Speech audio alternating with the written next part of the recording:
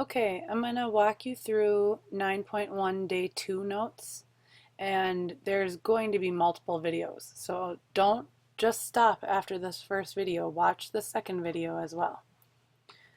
Okay, so we didn't really get to talking yesterday about how to interpret a p-value, and that's what's at the top of this page. So that is something that you're going to want to know how to do. And you had a homework problem. You had two homework problems last night, number 4 and number 14. So I'm going to kind of walk you through how to interpret the p-value on number 14. And number 14 is related to number 4. Okay, so here's how to interpret the p-value. It says if the null hypothesis is true, and you would put it in the context of the problem. So if such and such is true, then the probability of getting a sample proportion or a sample mean of whatever the number is, or higher or lower, depending on whatever the alternative hypothesis is, that probability is the p-value. So in number 4, they're talking about hemoglobin, and they're saying that people with less than 12 grams are anemic. And they're suspecting that Jordanian children are at risk of anemia. And then they take a sample of 50 children, and the sample mean was 11.3. And then they end up getting a p-value of 0.0016. And we're supposed to interpret that p-value. So if we kind of follow this statement, we would say, okay, so if the null hypothesis is true, so if, okay, now what we might want to do is, I'll just write it over here. The null hypothesis is that the mean of Jordanian children hemoglobin would be equal to 12, and our alternative hypothesis is less than 12. The null is always equal to, the alternative is always an inequality of some sort. Okay, so anyway, if our null hypothesis is true, so, and put it in the context of the problem, so if the true mean of Jordanian children, the true mean hemoglobin,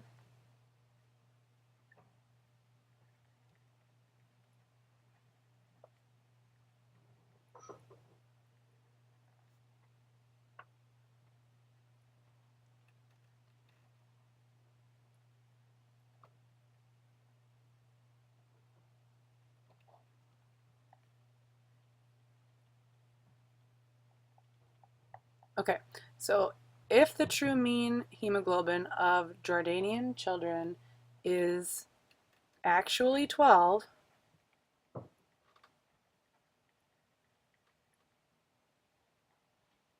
so that's if the null hypothesis is true, then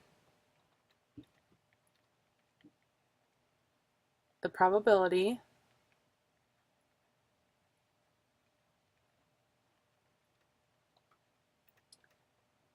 of getting a sample mean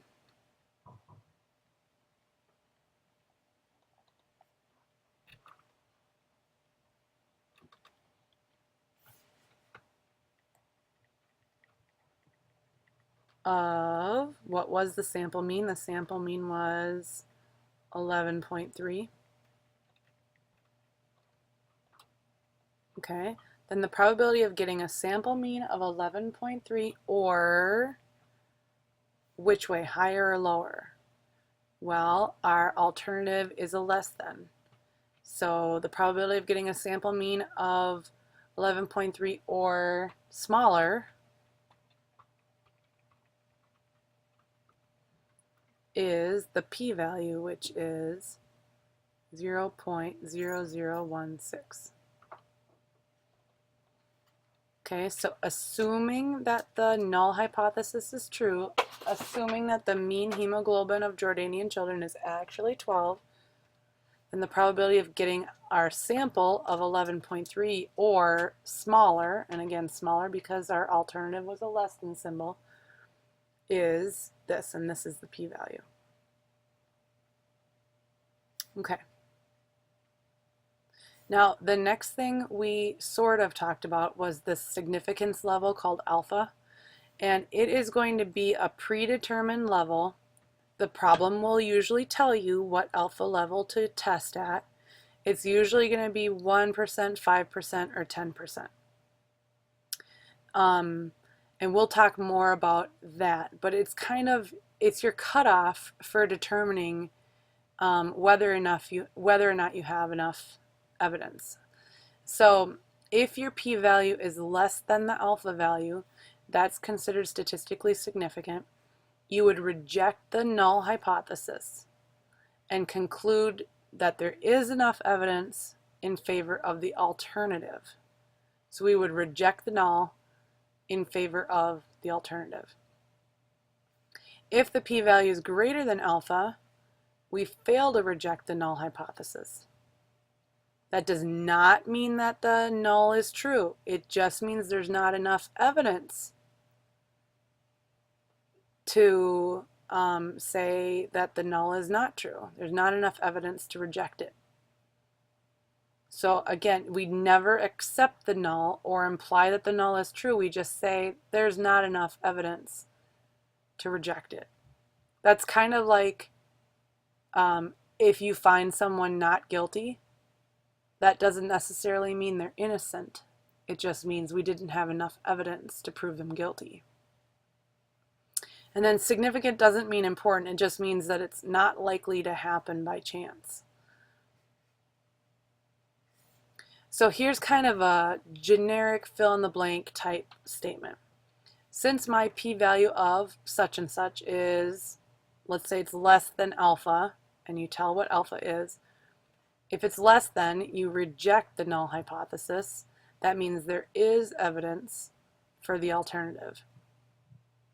If your p-value is greater than the alpha value, then you fail to reject the null hypothesis, and then there is not enough evidence for the alternative. This is going to be your conclusion statement in a lot of your problems. So this is going to be something that you are going to get familiar with, okay? This is just a recap again.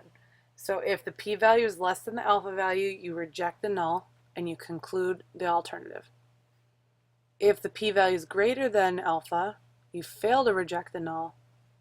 We can't conclude the alternative.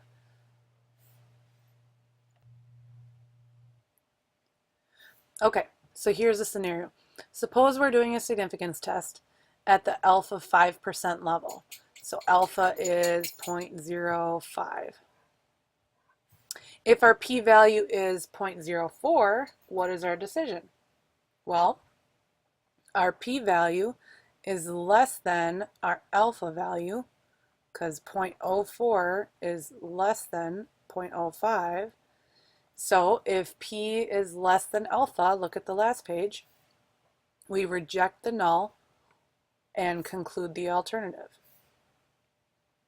So we would reject the null.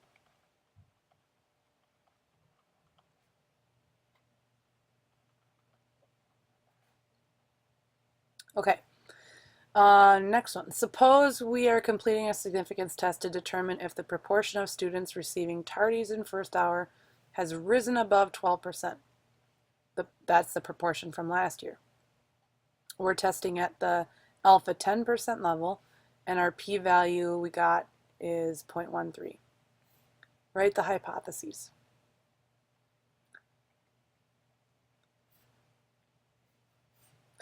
Okay, so we're dealing with a proportion problem.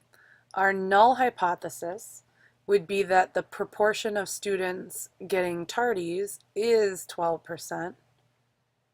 our alternative is what we think is really going on, and we think that the students receiving tardies has risen. So we think it's greater than 0.12. Now, what would our decision be? Well, alpha is at the 10% level, so 0.10. We got a p-value of 0.13. Our p-value is greater than alpha. Our p-value of 0.13 is greater than 0.10. So since your p-value is greater than alpha, right here, we fail to reject the null.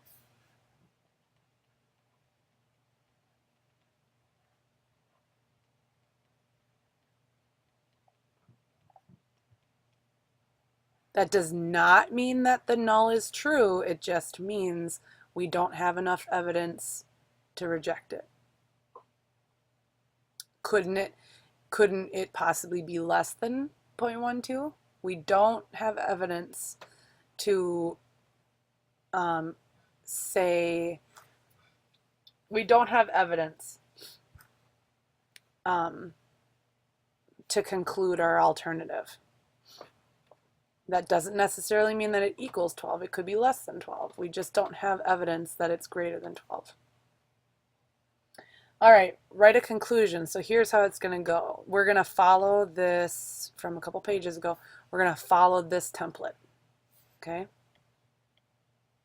So we're going to say, since my p-value of 0.13 is larger than my alpha value, or than the alpha value of 0.10,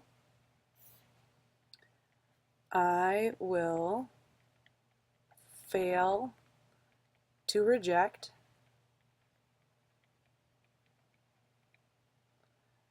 the null hypothesis.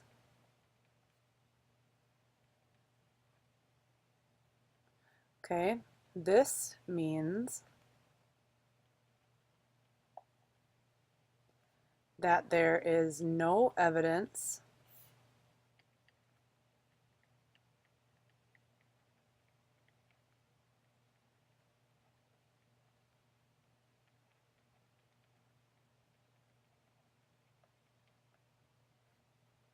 that the proportion of students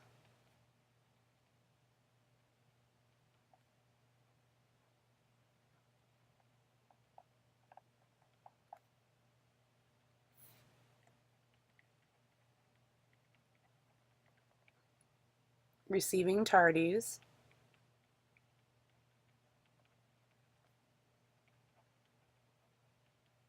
to first hour. Got to put it in the context of the problem. There's no evidence that the proportion of students receiving tardies to first hour is more than 12%.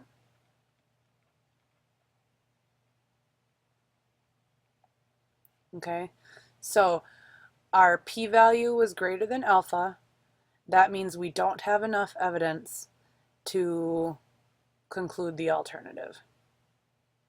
And if you look back here, right here, when your p-value is greater than alpha, you fail to reject. That means you cannot conclude the alternative. So we could not conclude that there were more than 12% tardies. That doesn't mean that it was equal to 12%. Could have been less than 12%. We just don't have enough evidence to say it's above 12%. Okay, continue watching on the next video.